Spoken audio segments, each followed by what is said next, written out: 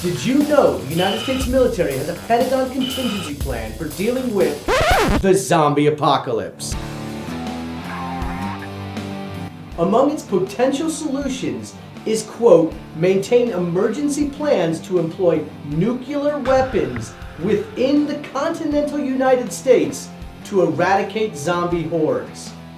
So what they're saying is the US government is going to use nuclear weapons to fight zombies.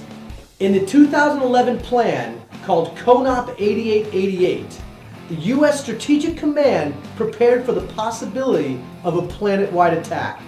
The document outlines potential zombie life forms, quote, created via some form of occult experimentation in what might be referred to as evil magic. Is our government totally crazy about this? Here's what you need to know. The document clearly states a chain of command from the president all the way down to first responders for dealing with the zombie apocalypse. Conducting general zombie awareness training, recalling military personnel to their duty stations, deploying reconnaissance teams to ascertain the general safety of the environment, and restoring civil authority after the zombie threat has been neutralized are planned out in detail.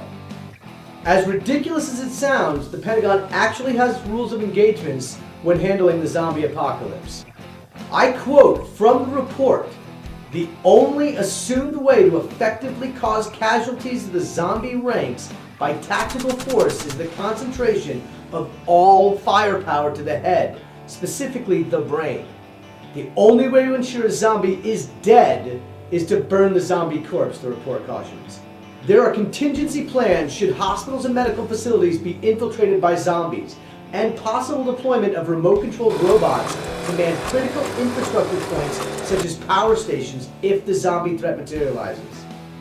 Both the Centers for Disease Control and the Department of Homeland Security have both used the zombie threat as a vehicle for training their personnel in the past. Now, they detail a number of scenarios, but one of the ones I find most interesting is the space zombies, which could originate from some extraterrestrial toxins or something like that. But the report notes asteroids and nuclear space radiation that can convert people into zombies can affect any landmass or population on Earth.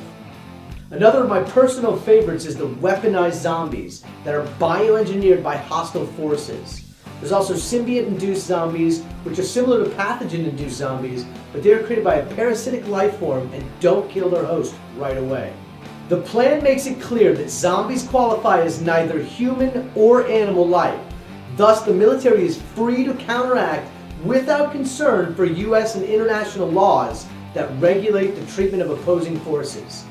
Because zombies can't be reasoned with and they don't fear pain or death, riot control strategies would do no good. Zombies are also unable to swim, the report notes, which I had no idea. Because there is no known zombie medical cure, the CDC is the best source for pushing back against the pandemic.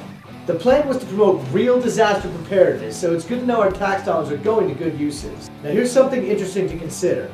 Because accurate intelligence related to zombies will be hard to obtain using traditional methods, planners will have to assume worst-case scenarios derived from popular culture references, like books, movies, comic books, to adequately model zombie threats. Now the Conop 8888's plan summary reads, quote, because zombies pose a threat to all non-zombie life, Strategic Command will be prepared to preserve the sanctity of human life and conduct operations in support of any human population, including traditional adversaries. So we are even prepared to defend the North Koreans. It also states only the combat commander will be in total control of nuclear weapons, which are likely to be the most effective weapons against zombies. Nukes. Really? Nukes? Nuclear weapons? Are you kidding me? The Citizen Underground and I would like to see some follow-up drafts and further study of this pressing concern and threat to our lives. Do you think this plan is to really deal with zombies? Or do you think the US government might have ulterior motives? What else could they do with a plan like this? More than you think.